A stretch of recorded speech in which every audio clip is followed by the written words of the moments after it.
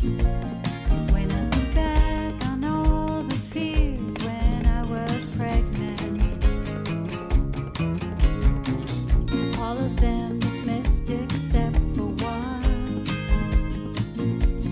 The only test the state mandated was genetic. Looking for that extra chromosome. Hello, and welcome to the If We Knew Then podcast. I'm Lori Socks. And I'm Steven Socks. And so, it's funny. One thing I have to start off with is how fortunate I am to have such a great partner on this journey. Thank you. Is that because we were just setting up We're the just equipment? setting up the equipment, and he wants me to have the good mic and the earphones so I can hear myself. And we spend a lot of time, I'm very fortunate, taking care of each other. And it's important. It's hard to do. It's not always something. Sometimes we have to remind each other, but it's so important to have that support. And I really hope everybody out there has support from somewhere, someone that they can talk to, someone that they can confide in, like honestly, truly confide in the real feelings, not the feelings that we create in our lives or strive for. But the hard ones, the hard times, the hard thoughts, the challenges, because we work really hard to overcome a lot of daily challenges, like everyone in life, and it's really important to have someone to talk to. And I think for me, why that's important is because this, unlike other challenges, I spend a lot of energy making things okay for other people.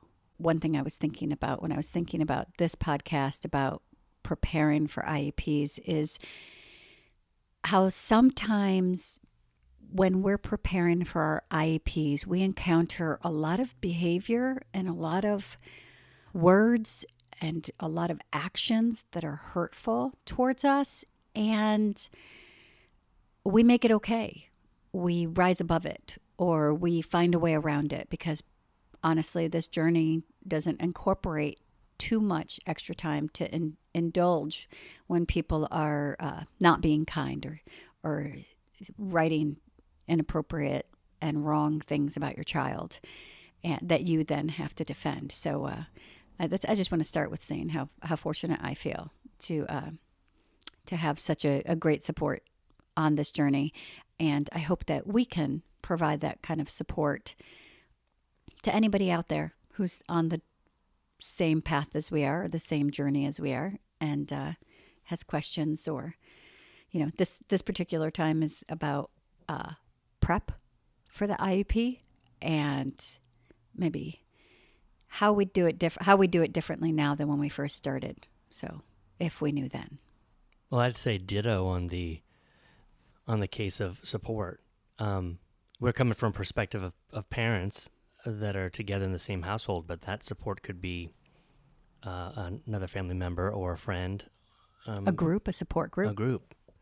Like we've said in the past, we're not really village people. We don't need a village, or we keep the village in our home, but there's a lot of support groups out there, and there's a lot of people that feel more comfortable with that. I wouldn't say we're not village people. I would say that we had a reluctancy, and we have a reluctancy to, and also at the time, like when it comes down to the end of the day, we have each other and we work, and after all is said and done, it's bedtime. So there's not extra time for a village. But I would say that we have an extended village that we've maybe more recently, definitely not at the beginning, an extended village of people that, it's our village. But it is people we talk to. It's maybe not consistent or anything with a form to it, but it happens, and we can talk, and we can confide, and we can help, and we can be helped. So IEPs, aren't they fun? I bring food. We bring food and coffee, and we bring food and coffee because that's who we are. And honestly, they can run long, and we like to have people making decisions about our child's educational supports not be hangry if there's a And little. also food and coffee that you would particularly like Yeah, yourself. for you. Because it's Bring for it, you bring too. it for you. Okay, so I would say, just touching base on our first experiences with IEPs and our prep. When we first started them, we didn't know much. Any information we got was maybe from our service providers or the teachers at the preschool Liam went to, and then different people here and there we started to Parents, hear. maybe? Parents. We found a lawyer very early on. We found a lawyer. And I think we wrestled with that because I think we wrestled with wanting to be nice people. I think, and I've heard this from other parents, like, I just don't want to be forceful or mean or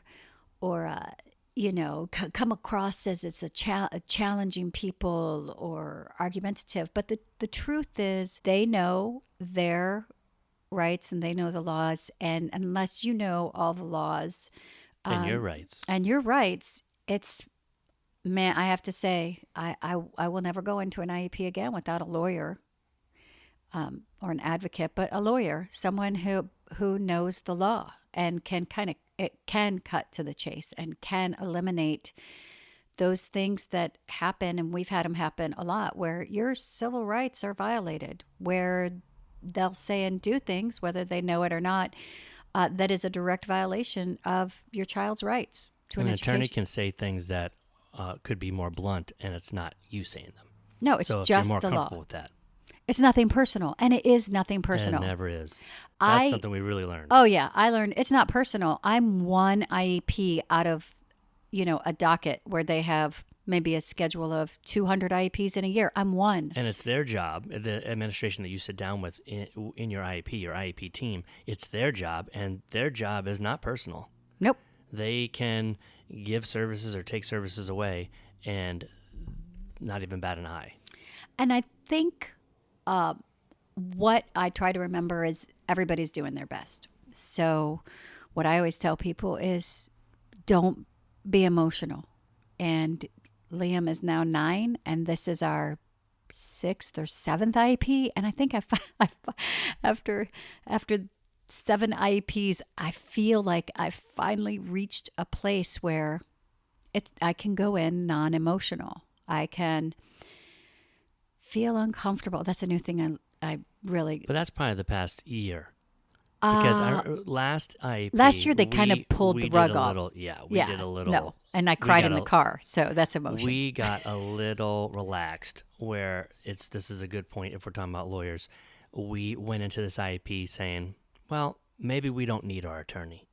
Maybe we have where we've got everything in place. What could change?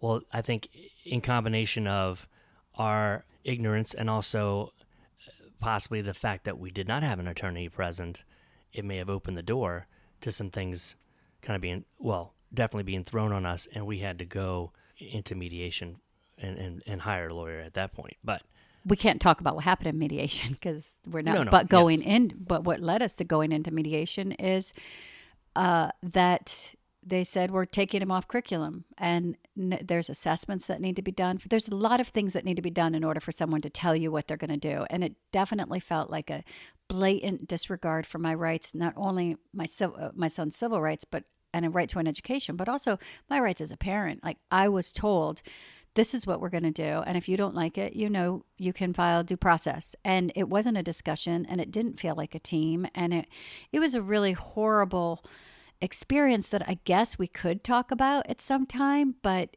just to help educate people. But the truth is if we had a lawyer there, then they would have known the law, and they would have said right away, you can't just do that. We definitely wouldn't have felt as alone as we did. And having a lawyer there doesn't mean that you get to not know your rights and not be prepared. You still have to prepare. You still have to read all the reports. You still have to you have to make sure that you're going in there knowing what you want for your child. As educated about the process and educated about what you want. Exactly. So what we do now is we know, and then this is also with a lawyer, but we also know that we request all reports, all assessments, 5 days, at least 5 days before the IEP. This year we requested service records because There was a lot of inconsistency with, I mean, because they had a teacher strike this year, and early on, just due to communication, I found out that his supports weren't supporting him, that she was doing assessments and creating a baseline, which is, 7 weeks of Liam's support, that he doesn't get support, but he's still held to that standard and responsibility to learn the information. So I requested service records, which you can do at any time. It doesn't have to be just for an IEP. You could say, I want to see, and it may be perfect, but then you just know. And part of them knowing that you're going to ask for things and hold them accountable will help them to be more accountable. So those are things that we ask for. And then we ask our lawyer what else to ask for. To be honest, to be absolutely honest, you have to have a lawyer that you can talk to and say, what else do we need? We also like to have maybe some goals kind of formed. Right. We'd also requested a draft of the goals, which you can request those so that you are better prepared to go into the IP. That's why you request them. A draft. Goals sometimes feel like, seem like another language to me. Mm-hmm. A goal could be X amount of minutes at a certain percentage. 4 to 5 trials, 75% of the time. Kind of words can be difficult to comprehend and say, well, what's a typical kid do? Or can my son or daughter do this? And will they be able to do it later? And so that's where an attorney can help you too, to focus on where the goal should be. And also to understand, and the truth, even if you don't understand what they're saying completely, you can write down what you don't understand and say, I always think of the Tom Hanks movie. You mean as you're reading the write down. Assessments? If I write a goal, what does this mean? 75% of the time out of 4 to 5 trials with little prompting. What does that mean? And write a little note. What does that mean? And in your IEP say, what does that mean? I always think of Philadelphia, where Denzel Washington would say, talk to me like I'm 5 years old or something? Talk to me like I'm a 5-year-old. Mm-hmm. So you can ask that because it's so important, and don't be afraid to ask. I think that's one thing I do differently now. I'm not afraid to ask because I don't know, because I'm a parent. I'm not a lawyer. I'm not a school administrator. I'm not a service provider. So tell me what you mean by that. Tell me so I can understand. So when you ask for those reports, you read them. 1, it's not brand new. You're not hearing it for the first time in the IEP. 2, you can ask questions so you understand it better. And 3, sometimes they write horrible things about your child that just make you want to cry, that the perception that they paint of your child. So get that out of the way so you can go into the IEP and go, all right, this is what you guys see. And you said that my child doesn't respond to other kids and can't memorize things like songs or days of the week. And then you pull out your video of your child singing a song that he's memorized, or a letter from a friend that says, I'm friends with Liam and I've been friends with Liam since first grade. And you're prepared to say, you know what, you're wrong. And then, honestly, in the areas that they're right, you can look at it and go, you know what, they're right. But it's not the first time you're reading it. And you can also, sometimes they'll say things, and the things that are hurtful and wrong, I prepare and I say, okay, this is where you're wrong. Here's Liam reading. Here's Liam tracking. Here's Liam speaking. Here's Liam singing. And the things where they're right, I'll say, you know what, you're right. How do we support him to face that challenge? What are we going to do? Because I know he can achieve that goal. What do we do to change what you're seeing, where he is now? Because he has grown. He has learned. He's continually growing. And if he has the right supports, this is what he's going to do. And the things that you say, oh, I don't know if I'll ever do that. You can honestly embrace that and go, well, what in the moment is important, and how can we support him, and what is the actual goal? And the thing is, you're prepared. So unlike our experience last year, you're prepared for wherever they are thinking to go. But hopefully you hope you have a team. Yeah, and that's a good time to bring up all this, because all the team is supposed to be there, right? Everything is represented. Every service is represented. The administration is represented. You're there as representation for him. So you need to be, or her, and so you need to be your child's advocate. And don't worry about the time. All these things you're talking about, asking questions, putting input, showing a video, handing a letter from a child or a pediatrician or what have you, this is all your time. And we've had some marathon IEPs where we'll have a recess after one day of 5 hours, I guess, with a lunch, and then we'll That's have, really why we bring food. yeah, and then we'll have. I mean, they need it. Teachers do need to take a lunch, so there will be a break. But I know some people's IEPs get done before lunch. Well, ours usually carry over, and we have a second day because we want everything to be flushed out. I want to know what's going on, and this is a one-time-a-year meeting, and then we're crystal clear, hopefully, on what the IEP is, which is a legal binding a piece of paper that you're going to be referencing to all year and in the future when you're building the next IEP. Now, everything that we've talked about so far is any IEP. But the truth that I experience is that sometimes people don't know how to teach children with Down syndrome. It's different than ADHD. It's different than autism. It's different than dyslexia. But this is where we as parents support our children. And instead of going in so angry that they don't know how to support my child, I can say, look, this is what we do. And this is what works for us. And remind them that it's different. It's different. Everybody learns differently. I learn differently than my husband.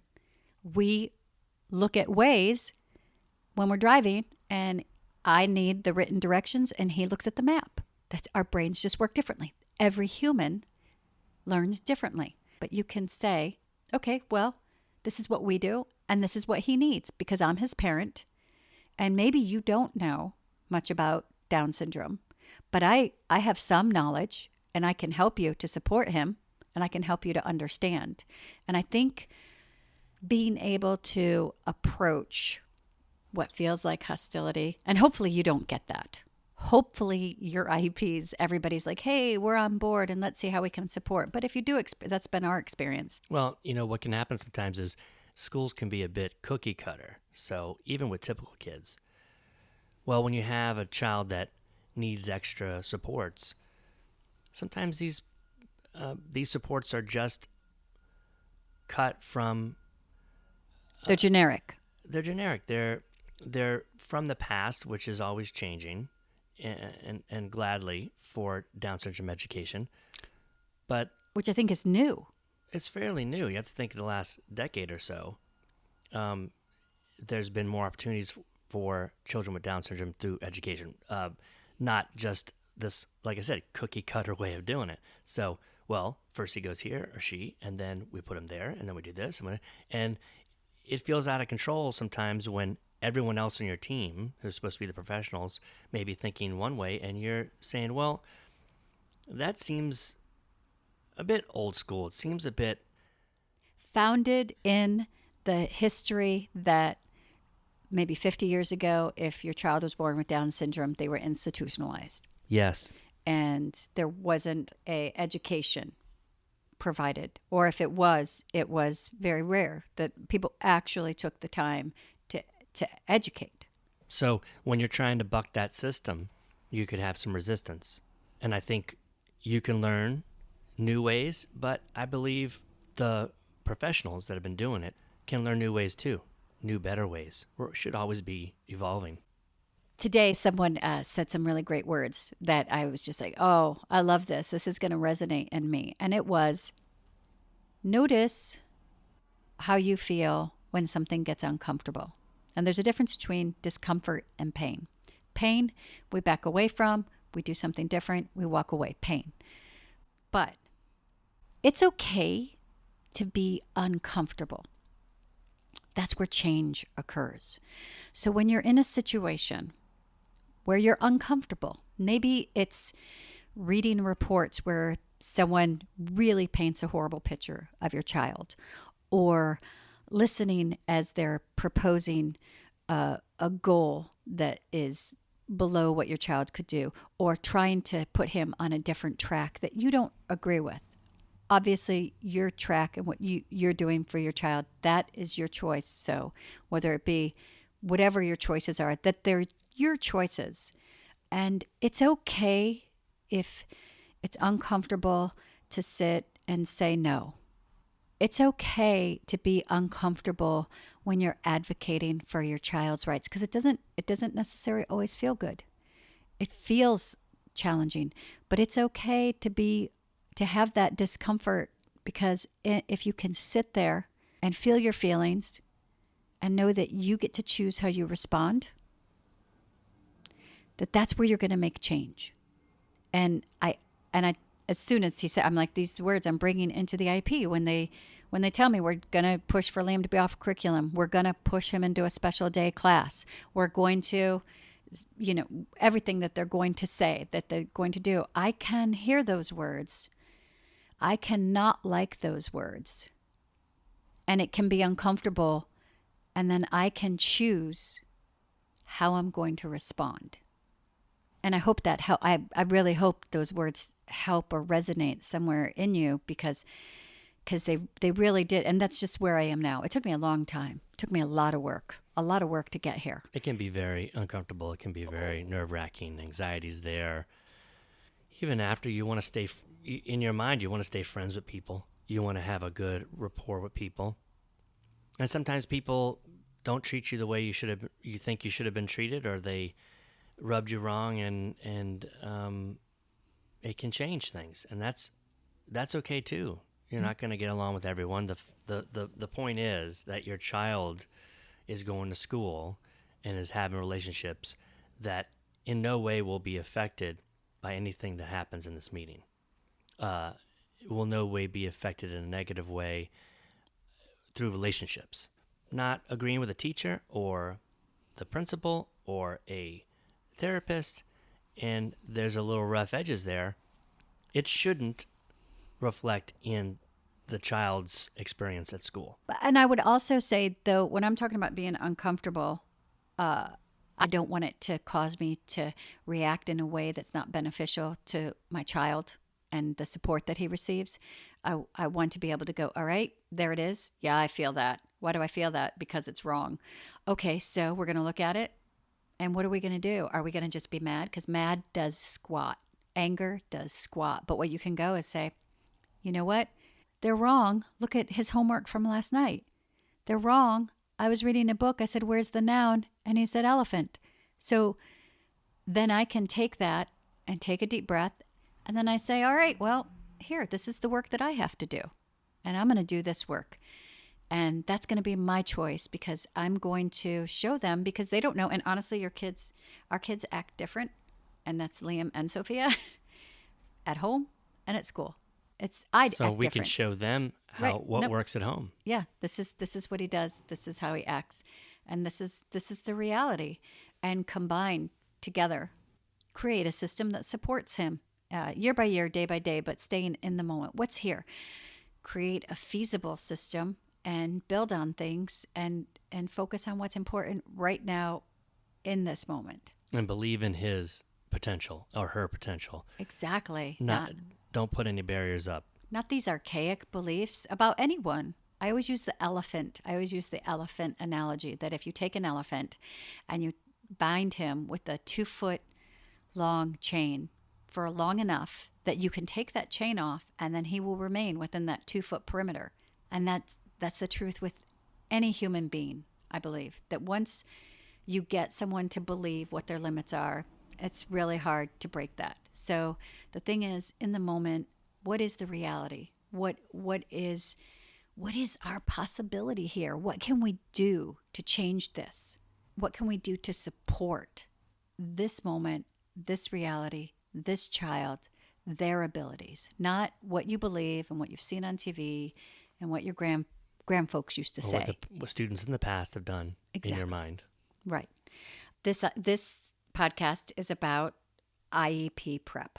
What I would say is ground yourself and take deep breaths as you go into it.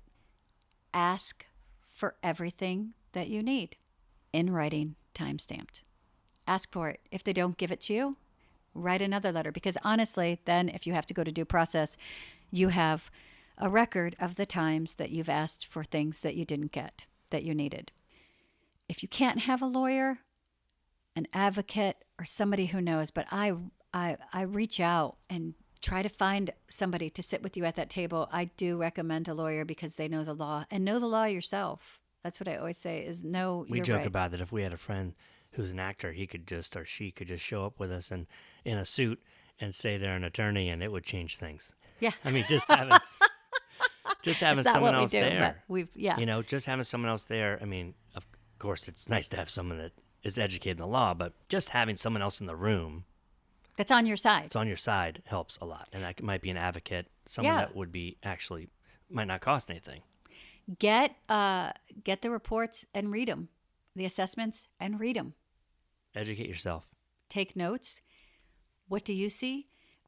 If there's things where there's inconsistency in what they're saying, record it.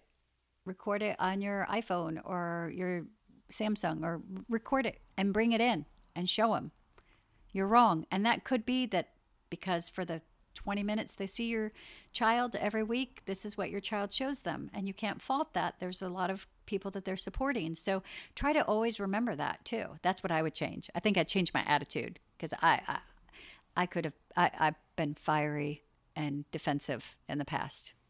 It made me so mad that people make extra work for parents that don't need extra work. No parent needs extra work, let's face it. But if you're dealing with trying to get the support for your child so he can access or she can access the curriculum so they can be educated, why cause unnecessary stress to me? I would be so frustrated. Why make it about stuff that really doesn't matter? Why aren't you supporting my child? And honestly, those things can make you mad. And be mad, then let that go and dig in and find a spot to come from that actually helps your cause. And it also helps your spirit. It helps you. It helps how you feel to go in there and just to be able to breathe and to have everything that you need. Everything's been read. All your notes have been taken. What you want, what your questions are. You have a lawyer by your side and you go in there and then this is it. It's not about anything else because it shouldn't be about anything else. Come from a place where you're non-emotional and non-reactionary, but stay focused on how they're going to support your child. And know that you represent your child in that You're their room. advocate, right? Mm-hmm. If I knew then what I know now, I would definitely ground myself. I would definitely put the emotion to the side. I would read through everything, and I would let the anger and all the other emotions that don't serve it, including fear and insecurity and all those things, or not wanting to hurt people's feelings. I would know that I'm one out of hundreds of IEPs that they do every year. And my job is to advocate for my child. And if it's something that goes against your rights or something that you believe in, then you go to due process. You follow. Don't be afraid to follow the necessary steps that are put in line. And then as you prepare, do the same kind of preparation. But don't be afraid that you're going to hurt someone's feelings by saying, you're wrong. This is what my child needs. And it's, you choose your battles. And then enjoy every other moment. Because I know it's stressful. Walk out of there, take your time to transition, and then get back into all the yummy goodness that's your life. Because that is something that they can't change in the IEP. They can challenge you, they can try to limit your child, but they cannot change all the goodness. Yes. All right. Well, thank you for joining us. Yeah, we'll see you next time. Please follow us on Twitter at If We Knew Then Pod. And you can drop us a line on our Facebook page at If We Knew Then Pod, or visit our website, ifweknewthen.com, to send us an email with questions and comments. And you can join our mailing list there and get alerts of future podcast episodes. All these links will be added to this episode's show notes. Thank you again, and we look forward to you joining us on the next episode of If We Knew Then.